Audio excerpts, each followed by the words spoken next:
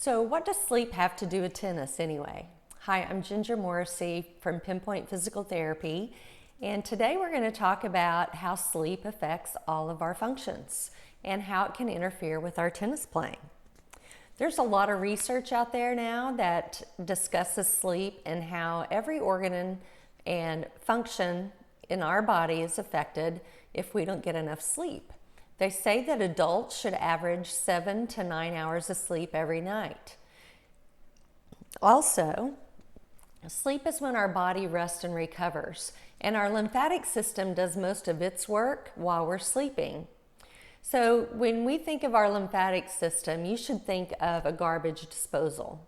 So like during the day, your liver, your kidneys, your spleen, they're all working to filter out all the bad things out of our bodies. So think of pollution, think of toxic foods that we may have eaten or things that we drank that weren't real healthy, any medications we use, all of those things our body has to filter and get out the waste products.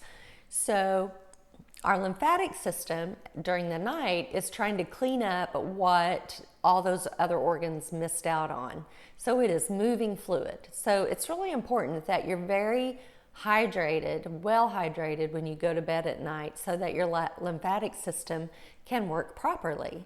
And then you want to get in that deep REM sleep and sleep for that 7 to 9 hours so the lymphatic system can finish up its job. If our lymphatic system is able to do its job every night, that's going to help us reduce inflammation in our body, which is going to help reduce our risk of injury. We're also going to feel much more rested and much more energetic during the day if we're not carrying around that extra inflammation.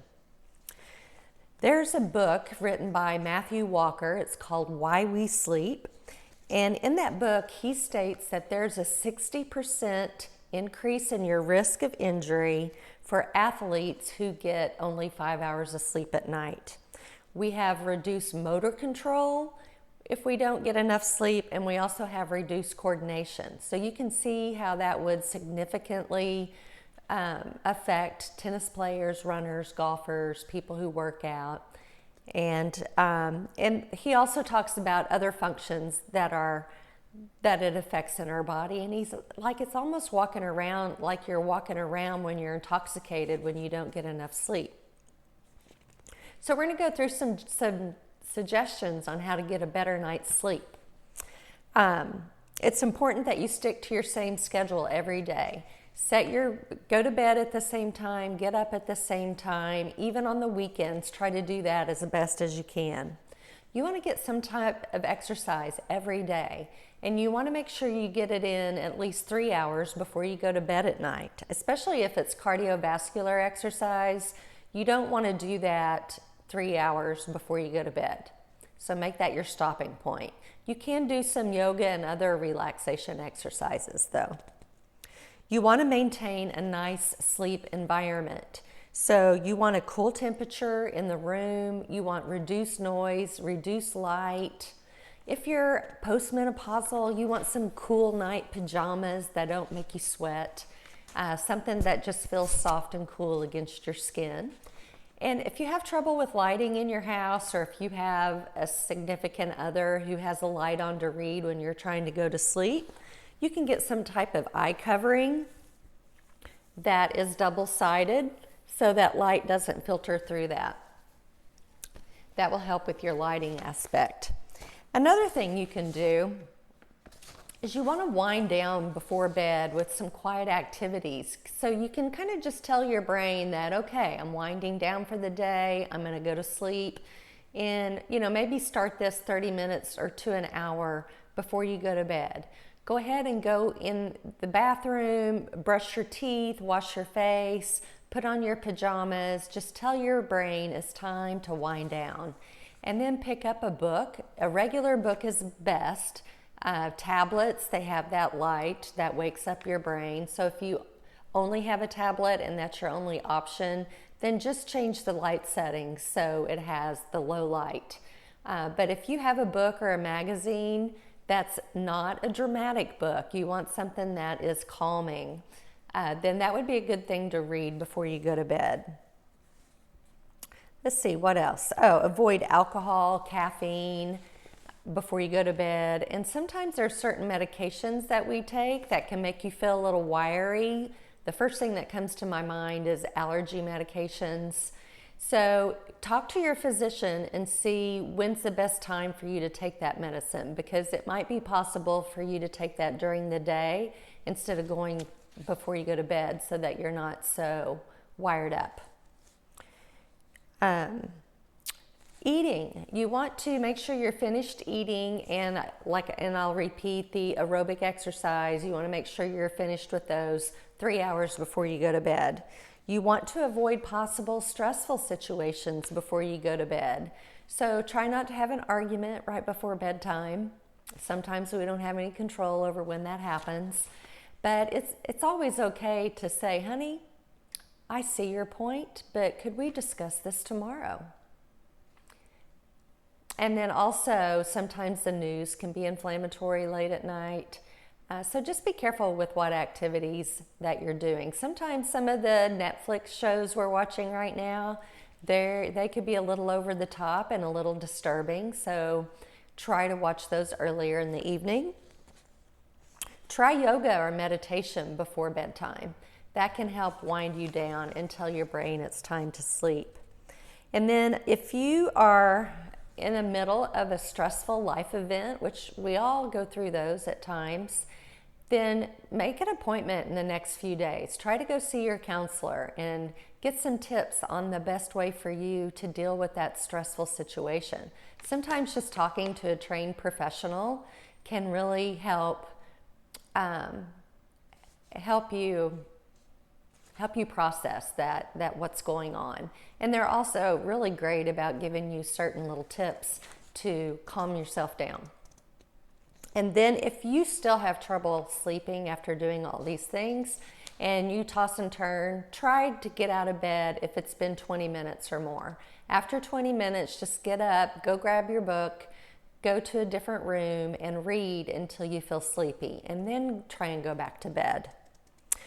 So if you are having shoulder pain, back pain, neck pain, and you're having trouble sleeping because it's difficult to get comfortable, then I brought up some pillows, and this is not my normal pillow nor my normal bed that I sleep on, but I think you'll get the right idea. I'm just going to go through some positions for you to try to help you get more comfortable. So when you're sleeping, I don't want to undo the mic. When you're sleeping, try to sleep on your side. Which side, neither one's right or wrong, just whichever one you can get most comfortable in. So, but when you're on your pillow, you want to make sure that your neck is in neutral, which basically means your ears are over your shoulder. You don't want to be side bent one way or the other. So we'll see how this pillow works for me. But if you're having back pain to get in bed, you just want to come down on your elbow and bring your feet up at the same time. So my head should be in neutral. So it looks like I'm side bent a little bit that way. So if that's the case, I can just fill up that part of my neck, and now I should look a little bit more neutral. And I always take a pillow and put between my knees and my ankles, and I do this for a couple of reasons. One is it keeps my low back in neutral, and the other reason is I don't like my knees and my ankles touching each other because they're kind of bony and it's really uncomfortable. Now, if you're having shoulder issues, I would get another pillow so that you can have the pillow right up here to put your arm in so it's in neutral as well. So there's a couple of things. If you like to sleep on the shoulder that's hurting, then what I recommend is for you to take your shoulder blades, pull them down and in towards your opposite back pocket just to get them in a good position, and then kind of roll back onto that shoulder blade a little bit instead of your shoulder, and then relax your shoulders and see if that helps. But those are just a few tips to help you get a better night's sleep.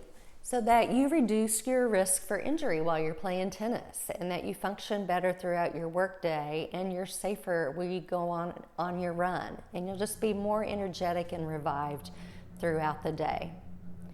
So if you guys, if you have any questions about this, feel free to post them in the comments.